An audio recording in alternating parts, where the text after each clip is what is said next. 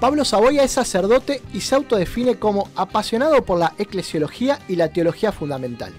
Además de ejercer su ministerio en la diócesis de San Martín, desde hace 15 años imparte sus conocimientos como profesor de la Universidad Católica Argentina y del Instituto Superior Padre Elizalde. Actualmente podemos escucharlo en Spotify a través de Parresía, un podcast que expone ciertas ideas que frecuentemente tiene la gente acerca del cristianismo. Es un enorme gusto recibirlo aquí en Yo Quiero Verte, a Pablo Saboya, quien está en línea y tiene la deferencia de atendernos en esta tarde de sábado. Pablo, muy buenas tardes. Juan Carlos Raggi te saluda. ¿Cómo estás, Pablo? Hola Juan, buenas tardes. Hola chicos, gracias por la invitación. Un gustazo estar acá con ustedes.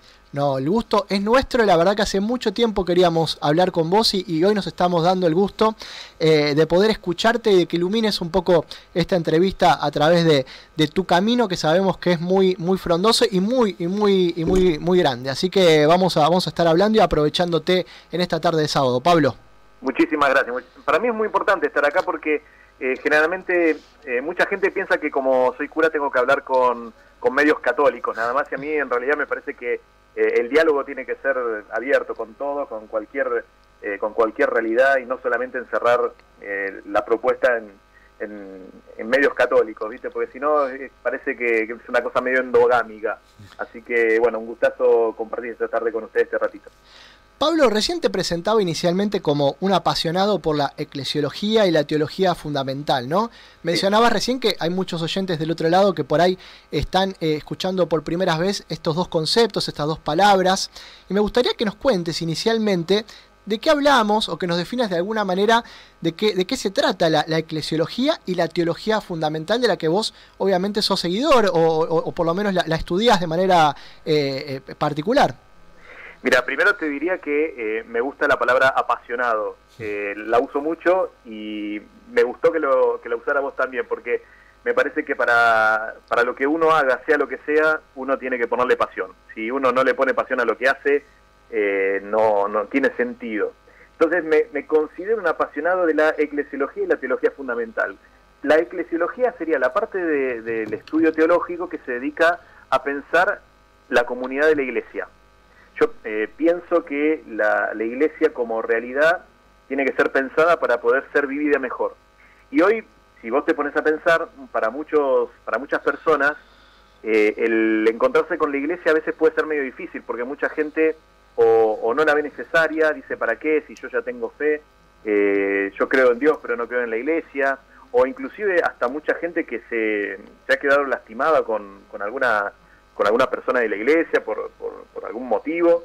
Entonces me parece que los cristianos nos tenemos que meter también a pensar qué iglesia queremos. De alguna manera es como volver al sueño de Jesús para sus discípulos y discípulas, ver cómo él soñó esta comunidad y tratar de ser hoy lo más fieles posible a ese sueño de Jesús. Y la teología fundamental también es otro ámbito de la teología que a mí me encanta, y es el ámbito de la teología que está en diálogo con otras disciplinas, con otras ciencias. Es como una teología más de frontera. Es la teología que se pone en diálogo con la filosofía, con las ciencias duras, con la historia, con la antropología, con la sociología. Entonces, al momento de enseñar, por ejemplo, vos mencionabas la Universidad Católica, profesorados, cuando enseño teología fundamental, aparecen muchos datos o autores inclusive de otras disciplinas, porque me parece que la fe, para poder ser trascendente, para poder tener cierta relevancia, no tiene que encerrarse en sí misma, sino poder escuchar y dialogar con otras ciencias que ayuden a seguir comprendiendo la realidad. El objetivo es crear una humanidad mejor, y en la medida en que podamos hacerlo en diálogo con otros, eso me parece súper loable. Estás llevando adelante una iniciativa que en lo particular la verdad que me gusta muchísimo. Parresía, este podcast que mencionábamos, que uno puede escuchar a través de podcast.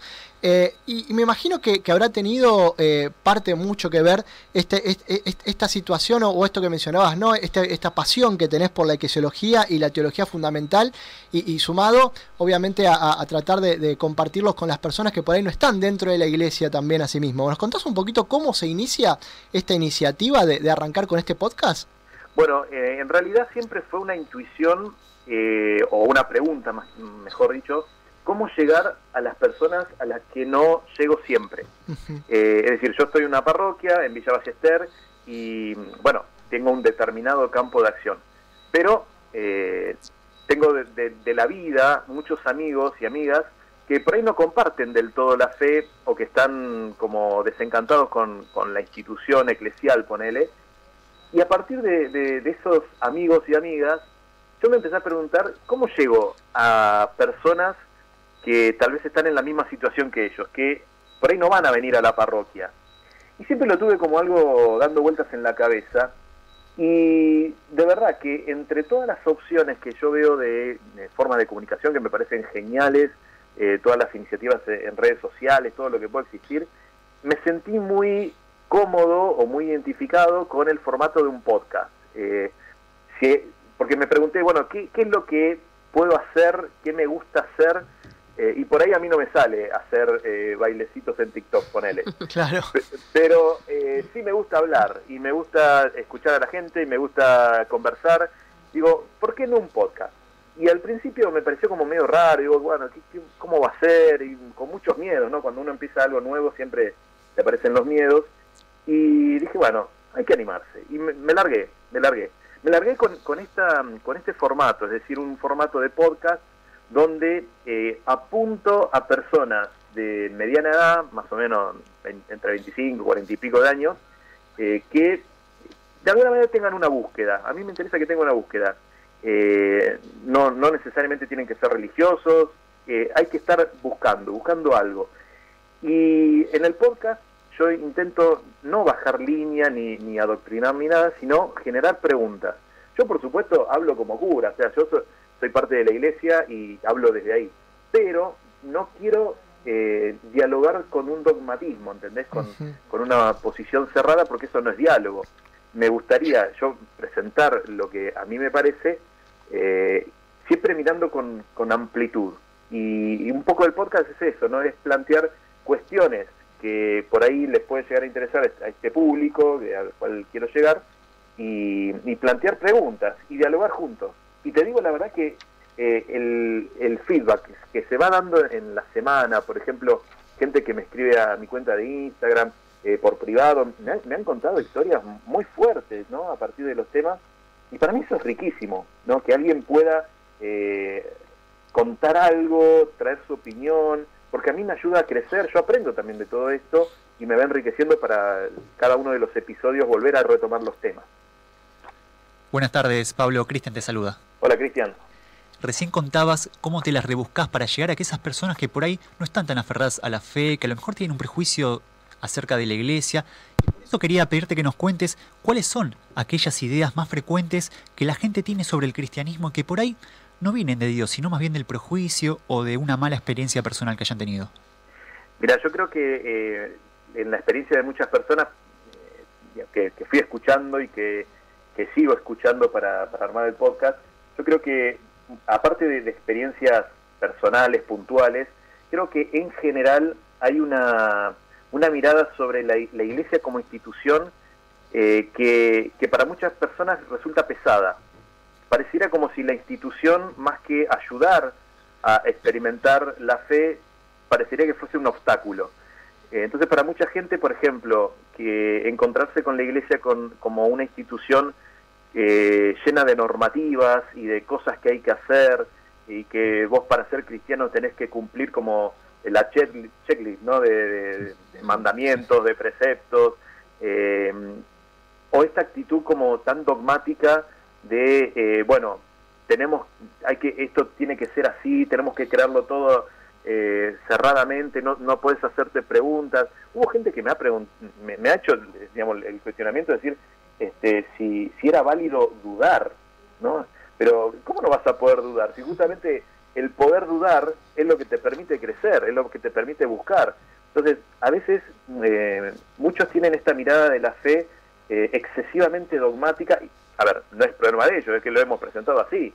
Hemos presentado una fe muy dogmática, muy de cumplimiento de normas, de mandamientos, de cosas, y nos perdemos por ahí una riqueza espiritual grandísima que está, pero que no la sabemos compartir. Y apunta un poco a eso, ¿no? a descubrir ese sustrato que realmente es muy valioso. Buenas tardes, Pablo, ¿cómo estás? Mariela te saluda. Hola, Mariela. Bueno, se te escucha hablar y compartías la palabra que decía Juan de apasionado, ¿no?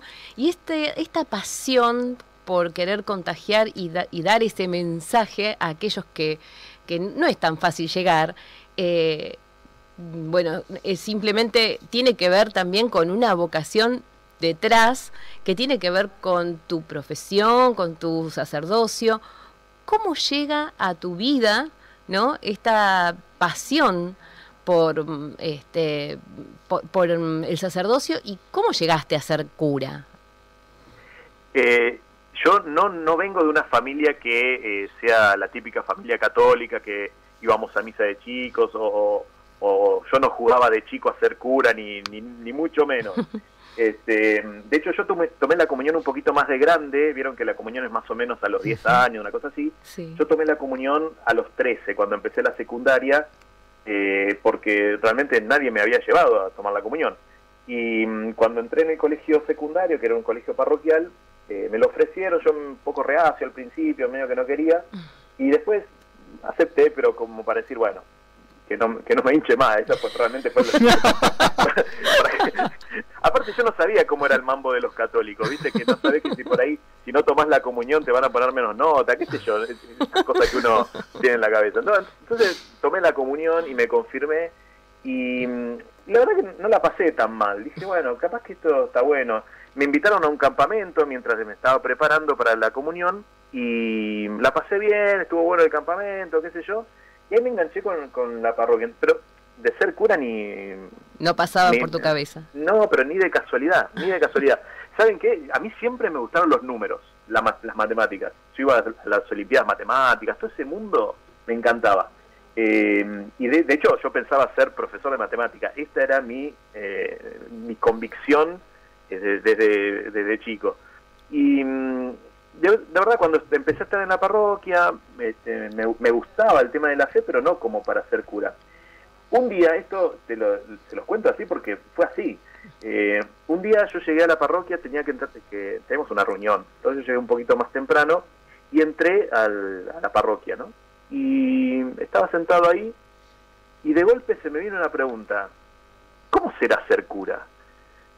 Y me agarró un terror, pero un terror, que agarré mis cosas y me fui. Pero vino de la nada, porque yo no tengo ningún familiar cura, no tenía nadie de mi familia que me dijera, che, tenés que ser cura, viste que a veces por ahí los padres. No, acá no había nadie que ni siquiera insinuado. Y se me instaló la pregunta. Y a mí lo que me terminó como de bofetear, digamos, para que me decida, fue una experiencia de misión en el norte, en Jujuy, en la localidad de Susques, donde yo con 16 años viajé allá, con un grupo, ¿no?, por supuesto, y me impactó muchísimo la situación de las personas allá, ¿no?, la situación de extrema vulnerabilidad, ¿no?, como gente que era buenísima, perdida en el medio de la nada, que necesitaba por ahí compartir su fe, muchos con necesidades básicas no cubiertas. Entonces toda esa experiencia a mí me hizo pensar seriamente si Dios no me llamaba a poner mi vida en eso. Y no digo que me decidí ahí porque fue un proceso que lo continué, pero ahí fue como un momento donde dije, che, capaz que es posible esto, capaz que puedo dar mi vida en esto. Yo estaba de novio, bueno, cortamos, después yo entré al seminario y acá estoy. Con muchas cosas en el medio, por supuesto. Obvio. Varias veces me quise ir y qué sé yo, pero sigue valiendo la pena. Pablo, atrás de Parresía se nota que hay un trabajo reflexivo en lo que es el guión, en la edición, en la difusión, en la carga.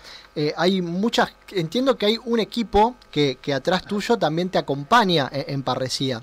Me gustaría que me cuentes un poquito cómo juntaste esas voluntades para que te acompañen en el proyecto y para que no se te haga tan pesado a vos solo llevar adelante también esta parroquia virtual, como me gusta decirle a mí, a esta clase de iniciativas, ¿no? que se llevan adelante por fuera de la iglesia real o de la parroquia real. Tal cual, es una comunidad virtual que se suma, totalmente de acuerdo. Mira, yo soy medio kamikaze. El primer episodio fue de principio a fin, lo hice yo, con los baches que se notan, por supuesto, porque vos después te das cuenta. Cuando salió el primer episodio me contacta un chico de acá de la parroquia que se llama Gastón Natale, que bueno, él trabaja en producción y edición, la tiene muy clara, y se ofreció él, digamos. Yo estaba pensando a ver cómo hacer, porque de verdad que editar, o sea, generar el material, editarlo y todo es un peso. Es un peso, ¿no? Y realmente, la verdad que fue un ofrecimiento de él. Y bueno, nos juntamos, vamos charlando permanentemente, y la verdad que estoy agradecidísimo a Gastón porque, aparte de tenerla clara en lo técnico, me da también algunos tips, ¿no? Charlamos mucho. Entonces, en el formato actual, yo genero el contenido, o sea, yo me siento delante de un micrófono, pongo rec, grabo, ¿no? Y todo eso que salió se lo mando a Gastón, y Gastón hace magia. Esa es la realidad. Bien. Pero estoy muy contento y muy agradecido con Gastón. Pablo, acá vos sabés que vos sos apasionado de la teología, pero también tenemos nuestro apasionado de la teología que forma parte del equipo, que es Agustín Podestá. Sí, gran amigo. Y te está escuchando en este momento y me pide que te haga una consulta, ¿no? O te quiere invitar a que hagas algo. Me da miedo. No tengas miedo. Si Agustín pregunta algo, a mí me da miedo. No tengas miedo, que bastante live fue. No, me dice lo que él te quiere invitar a hacer, o te quiere invitar a que puedas rápidamente contarnos para que la gente sepa qué se va a encontrar cuando ingrese a Parresía, es que por ahí nos hables rápidamente de alguno de los temas que hasta ahora hayas tocado, como para que la gente pueda graficarse qué se va a encontrar cuando ingrese al podcast, ¿no? Que nos cuentes rápidamente alguno de los temas que hayas tocado dentro de esta iniciativa. Sí, porque si alguno espera algún tema muy piadoso y demás, no va a encontrar eso, sépalo. Sos parecido a Agustín en eso, por lo que veo, Pablo. Sí. Ojo, yo creo que soy piadoso yo, pero los temas no son piadosos. Entonces, por ejemplo, el primer episodio trató sobre los miedos en la iglesia, el miedo a hablar. Por eso el nombre Parresía. Parresía significa hablar con valentía, hablar con entusiasmo. Y en el primer episodio planteé los miedos que a veces tenemos en la iglesia de hablar de ciertos temas. Yo soy un convencido de que siempre es mejor hablar que no hablar de las cosas. Y bueno, justamente hablar con parresía es poder hablar con valentía de lo que tengamos que hablar, ¿no? Y enfrentarnos a los temas. Entonces, hablo de los miedos en la iglesia, hablo de los dogmatismos, es decir, todas estas formas de presentar la fe donde, hay que creer ciertas verdades y en realidad los cristianos hay verdades que sostenemos, pero no creemos en una verdad, creemos en alguien, en la persona de Jesús. Hablo de la mirada más legalista, ¿no? Como esto, el imponer, ¿por qué a veces imponemos tantos conceptos y mandamientos y preceptos?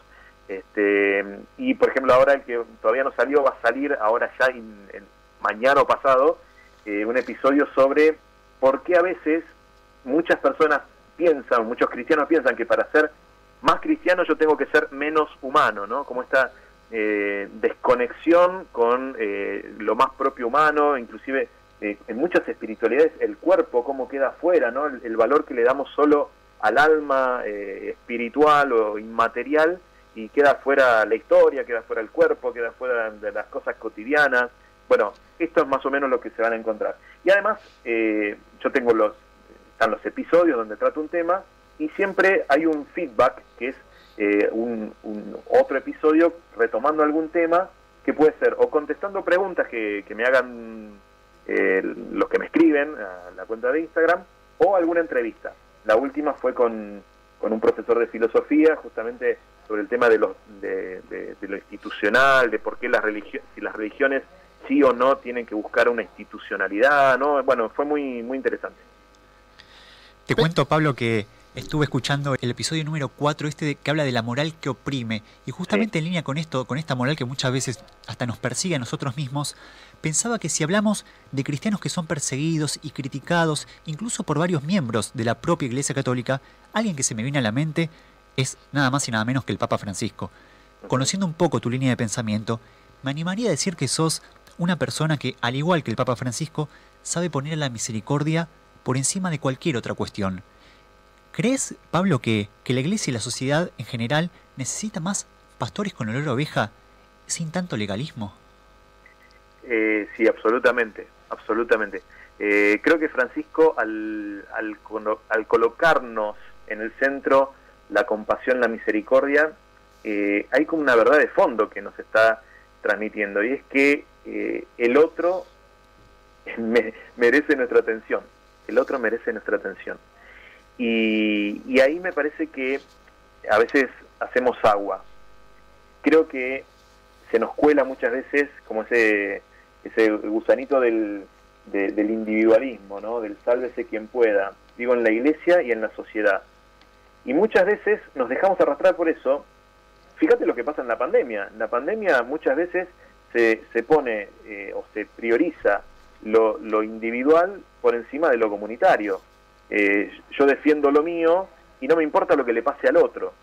Esto, desde esta actitud o cosas de índole eclesial y demás, me parece que el Papa Francisco, al ponernos delante de la misericordia, de esto que dice con olor a oveja, es que el otro no tiene que ser invisible.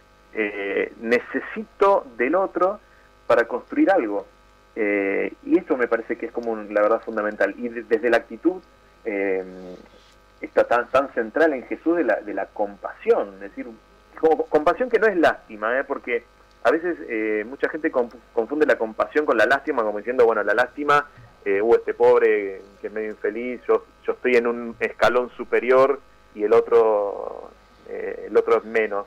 No se trata que el otro sea menos, el otro es un necesitado como yo, y en ese crecer juntos vamos experimentando que nos podemos acompañar, y ahí me parece que hay una clave de vida eclesial y social muy, muy grande, y hay que ir por ahí. Pablo, pensaba un poco en la cantidad hoy de sacerdotes, sacerdotes, monjas, integrantes del clero que hoy están trabajando en evangelizar por medio de las redes, ¿no? Llegan los halagos, llegan los seguidores, una cierta fama que a veces empieza ya a trascender la propia parroquia, la propia frontera de nuestro país, y ahí empiezan a aparecer ciertas tentaciones, ¿no? Para quien por ahí difunde ese evangelio, esa noticia, esa iniciativa, y podemos caer en la tentación por ahí de perdernos en el camino y olvidarnos que el centro de este anuncio es Jesús. La pregunta es, ¿cómo trabaja Pablo con uno mismo, ¿no? Para manejar las redes sociales, para entender estos halagos desde por ahí, desde el punto de vista en el que le llegan, y no caer en el exitismo que muchas veces genera esta tentación de tener esta cierta fama que te dan la evangelización por redes? Mira, hay un ejercicio que hago cada vez que subo un contenido, y de verdad lo hago, ¿no? Y es preguntarme, ¿por qué hago lo que estoy haciendo? Esta es la pregunta que cada vez que subo un contenido me la hago, porque en las redes sociales se viven situaciones muy engañosas, para bien y para mal, ¿no? Porque, por ejemplo, no sé, tenés gente que denigra tu trabajo, entonces, bueno, te dicen de todo, y uno corre el riesgo o tiene la tentación de decir, no sirve lo que hago, porque hay 2 o 3 que no le gusta, porque dice que es una porquería lo que hiciste. Como también es muy fácil subirse al caballo, ¿no? Que alguien que subís un contenido y todo el mundo te aplaude, te halagan y qué lindo y esto, qué sé yo, y es muy fácil que enseguida te crees que sos no sé qué. Para mí, en mi caso personal, no sé qué hacen los otros, pero ¿qué hago yo? Cada vez que subo un contenido, y esto te digo desde no sé, subir un podcast a no sé, subir una foto en Instagram. Mi pregunta interna es, ¿por qué hago esto? ¿Por qué hago lo que hago? Y creo que eso, respondiéndolo en conciencia, te pone delante de tu verdad. ¿Qué estoy buscando con esto? ¿Estoy buscando tener likes? ¿O estoy buscando realmente comunicar algo que vale la pena? Tener una buena noticia para decir, estoy compartiendo lo que me hace feliz, ¿por qué hago lo que hago? Conectarme con la motivación de cada día me parece que es lo que en un punto a mí me rescata de no subirme al caballo ni pensar que nada tiene sentido porque a alguien no le gustó. Las redes sociales tienen mucha impunidad en eso, entonces bueno, me parece que cada uno que genera contenidos en las redes sociales tiene que estar muy conectado con sus propias motivaciones y con sus objetivos. Esa es la única forma, creo yo, de no obnubilarse. Pablo, antes de despedirte, me gustaría que nos menciones las cuentas a las cuales las personas pueden acudir para poder encontrarte y empezar a seguirte. Bueno, estoy haciendo bastante pie ahora en Instagram. La cuenta es @p, la letra P, Pablo Saboya. Saboya es con B corta y latina. Bien. @p Pablo Saboya, y el podcast lo pueden encontrar en Spotify o en cualquier plataforma de podcast como Parresía. De esto sí se habla. Parresía, ahí está, perfecto. Ahí ya ahora lo vamos a subir a nuestras redes sociales y te agradecemos muchísimo por esta hermosa charla que hemos tenido. Buen fin de semana, Pablo, y bueno, estamos en contacto seguramente. Muchísimas gracias a ustedes por el espacio, un gusto conversar y bueno, a disposición. Un fuerte abrazo, Pablo.